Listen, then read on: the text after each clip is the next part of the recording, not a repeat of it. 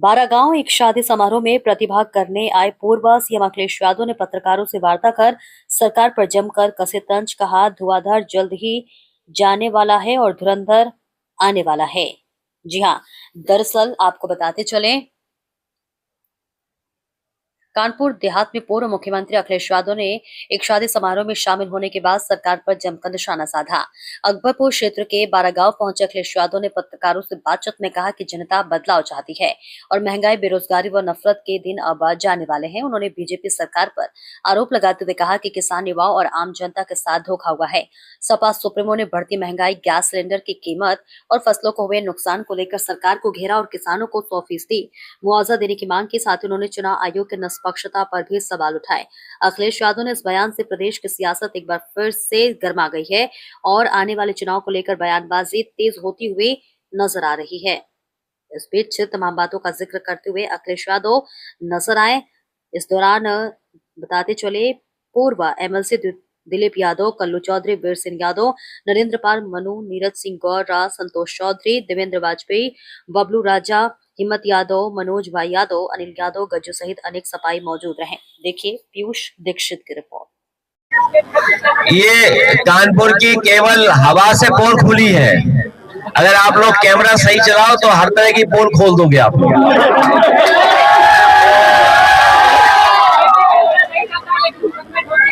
नहीं, उसको डरिए मत, जो मुकदमा ठोके उसकी भी रील बना दो आप। विधानसभा चुनाव के बाद कराया जा रहा है, जबकि उनका कार्यकाल पहले। तो विधानसभा चुनाव जल्दी करा दो। अगर प्रधानी का चुनाव नहीं करा पा रही सरकार तो विधानसभा का चुनाव जल्दी करा दो। हम लोग सब तैयार हैं। विधानसभा में निष्पक्षता की कितनी उम्मीद लग रही है? जब ढोंगी लोग हटेंगे, जो नकली संत हटेंगे, तो बहुत निष्पक्ष दिखाई देगा हर तरफ। हम तो चाहेंगे सच्चे साधु संतों का साथ मिले। और जब से पूजनीय शंकराचार्य जी ने पोल खोली है भारतीय जनता पार्टी की, भारतीय जनता पार्टी को समझ में नहीं आ रहा कि क्या कहें, क्योंकि पूजनीय शंकराचार्य जी का आशीर्वाद है जनता पर। बहुत धन्यवाद प्रेस के लोगों को तकलीफ परेशानी का सामना करना। मैं धन्यवाद देता हूं कि जहां मुझे एक शादी के कार्यक्रम में शामिल होने का मौका मिला, हमारे जिनके बुलाने पे हम सब लोग यहाँ हैं, इनका ढाबा और ढाबे से रिश्ता और ढाबे में चाय पीने का अपने सफर में एक मौका मिलता था। मुझे याद है नेताजी एक जमाने में अगर वो इटावा से चलते थे या लखनऊ से चलते थे, अगर वो लखनऊ से चलते थे या इटावा से, उन्होंने तय कर रखा था किस ढाबे पे खड़े रुकेंगे, किस ढाबे पर चाय पिएंगे या रुकेंगे। तो 12 और प्रधान जी का ढाबा, इस पे हमेशा नेताजी रुका और इसी ढाबे पे पहली बार नेताजी के माध्यम से हम लोग इससे जुड़े। नेताजी पहली बार लेकर के आए थे मुझे, और तब से आज तक रास्ता जरूर दूसरा बन गया हम लोगों का, एक्सप्रेसवे, लेकिन जब कभी भी इधर से निकले होंगे, गुजरे होंगे, इनके ढाबे पर जरूर रुके हैं। लेकिन ढाबे की अब वो पहचान नहीं बची, क्योंकि अब तो बड़े बड़े होटल आ गए हैं, बड़े बड़े ढाबे बन गए हैं, और वो ढाबे कम रेस्टोरेंट दिख रहे हैं। लेकिन रेस्टोरेंट भी कभी कभी ढाबे की संस्कृति ला करके कारोबार कर रहे हैं। चीजें बदली हैं, लेकिन ये लोग नहीं बदले। इन लोगों ने हमेशा समाजवादियों का साथ दिया, समाजवादी पार्टी में रहे। हम लोगों का दुख दर्द परेशानी कभी रही होगी, राजनीति के उतार चढ़ाव में ये कभी दूर नहीं गए, ये हम लोगों के साथ रहे हैं। मुझे खुशी है इस बात की कि आज उनके परिवार में कार्यक्रम में मुझे शामिल होने का मौका मिल रहा है। साथ ही साथ मैं ये देख सकता हूँ, मैं ये देख सकता हूँ कि जो जोश और उत्साह दिखाई दे रहा है, ये बता रहा है कि जनता बदलाव चाहती है। बदलाव के साथ साथ बुरे दिन जाने वाले हैं।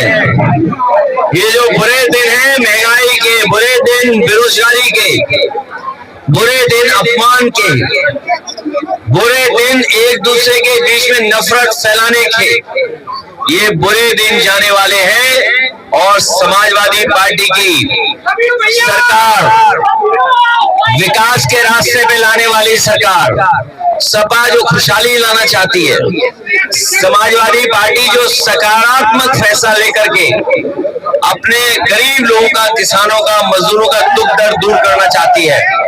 मैं भरोसा दिलाना चाहता हूं यहाँ की जनता को और आसपास के अपने लोगों को कि भविष्य में सरकार बनाएं और रोजगार, नौकरी के साथ साथ खुशहाली की तरफ ले जाने का काम हम लोग करेंगे।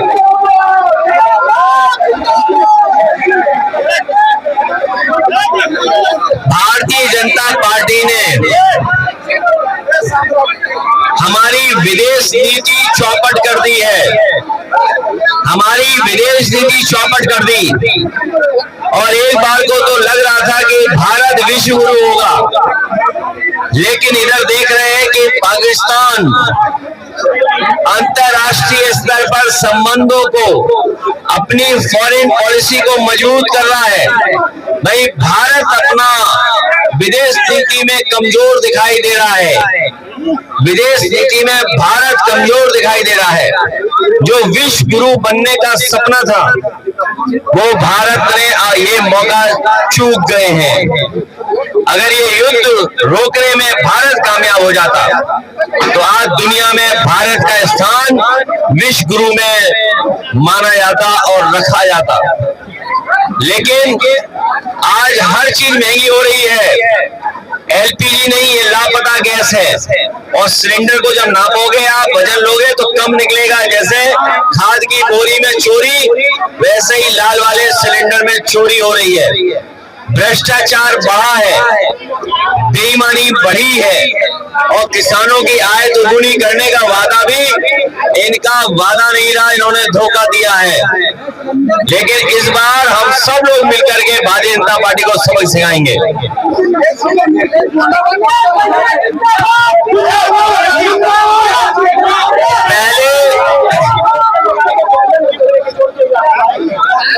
अभी कुछ दिन पहले कोडीन भाई आए थे, कालीन भाई के बाद पहले आए कालीन भाई, कोडीन भाई, और अब सुनने में आया किडनी भाई। कालीन भाई, कोडीन भाई और अब किडनी भाई। लगता तो ये है कि इस पर कोई ओटीटी पर सीरीज बनेगी। पहले बनी कालीन भाई पर, कोडीन भाई, अब किडनी भाई। और गांजा तो इतना पकड़ा जा रहा है जब से बीजेपी की सरकार आई है। कहीं ऐसा ना हो ओटीटी गांजा गंज पे भी बन जाए। जो लोग पोस्टर बैनर लगा रहे थे, लोग जानते ही नहीं थे कि धुआंधर कौन है, धुरंधर, धुआंधर कौन है। लेकिन लखनऊ के पोस्टर लगने के बाद पूरा प्रदेश और देश जान गया है कि धुआंधर कौन है। और लोग तो और भी बातें कर रहे हैं, वनस्पति की बात कर रहे हैं। लेकिन इस सरकार को घबराहट है कि 9 साल में भी महंगाई कम नहीं कर पाए, लोगों को राहत नहीं दे पाए, अस्पतालों में इलाज नहीं करा पाए, और हमारा सब उत्तर प्रदेश को पीछे कर दिया।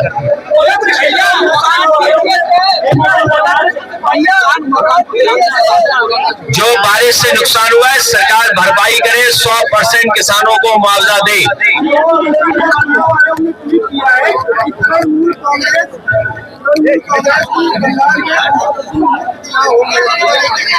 इलेक्शन कमीशन रहित होगा तो न्याय मिलेगा, चुनाव निष्पक्ष होगा। Election commission Bharatiya Janata party के सारे पे काम कर रहा है। इलेक्शन कमीशन का काम है कि वोट बनवाना, लेकिन election commission Bharatiya Janata party के सारे पे वोट कटवा रहा है। इलेक्शन कमीशन उसका रोल अभी हम लोगों ने चुनाव में देखा था। कानपुर के नगर के हमारे चुनाव में जब इरफान की सदस्यता चली गई, उसके बाद जब उनकी पत्नी चुनाव लड़ रही थी, तो सबसे ज्यादा बेईमानी भारतीय जनता पार्टी प्रशासन और इलेक्शन कमीशन कर रहा था। 27 में धुआंधार जीत होने जा रही है।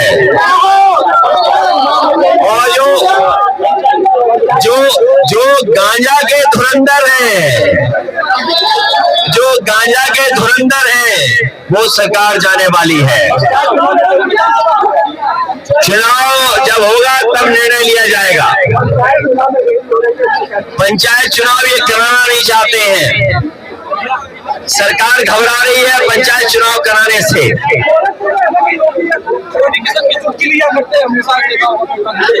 ये भारतीय जनता पार्टी है कि भारतीय जनता पार्टी का सर्कस है कि जो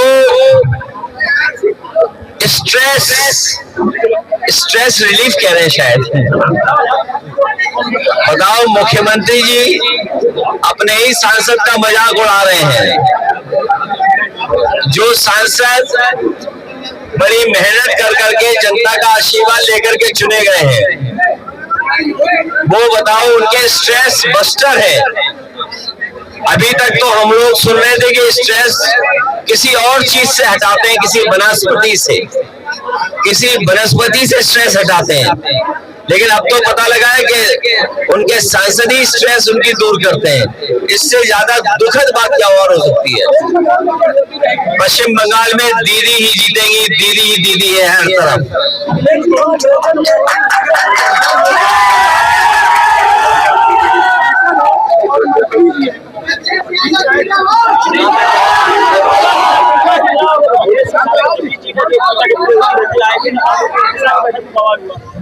ये गाड़ी पलटना,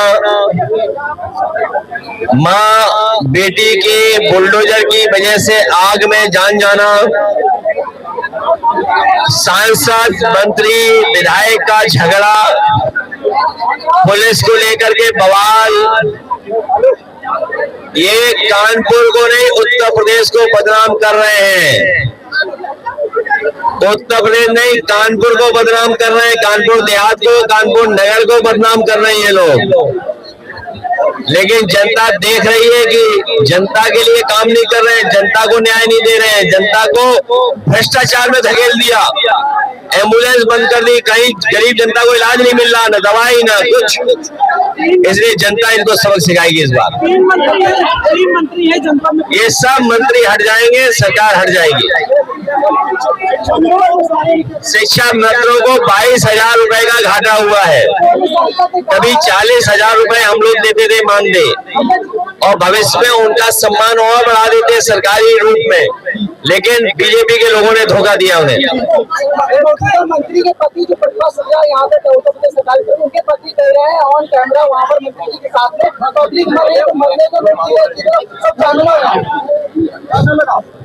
इस बार महान जनता लोकतंत्र में वोट देकर के इनको सबक सिखाएगी जो जनता का अपमान कर रहे हैं। जनता का अपमान, और जनता कभी अपने अपमान को स्वीकार नहीं कर सकती है। उसमें भी बड़ा धोखा हुआ है। पीडीए के लोग सब मिलकर के उनको न्याय हक दिलवाएंगे।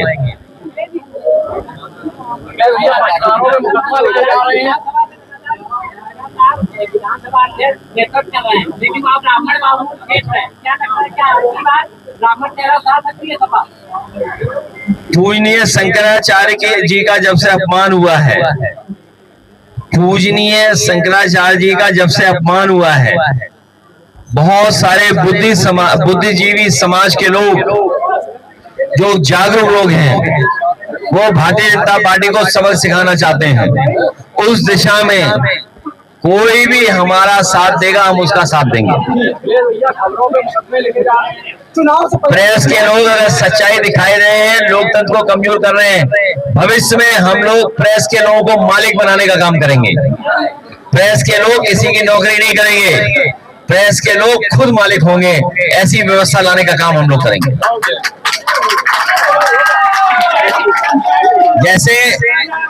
जैसे बीबीसी चलती है, आप लोग जानकारी करना, जैसे बीबीसी संस्था चलती है, उसी तरह आप लोगों की संस्था बनाने का काम करेंगे जिलों में, जिससे आप किसी पे निर्भर न हो, आप स्वतंत्र होकर के जागरूकता के साथ लोकतंत्र को मजबूत करें और आपका हक सम्मान भी हम लोग बचाएंगे।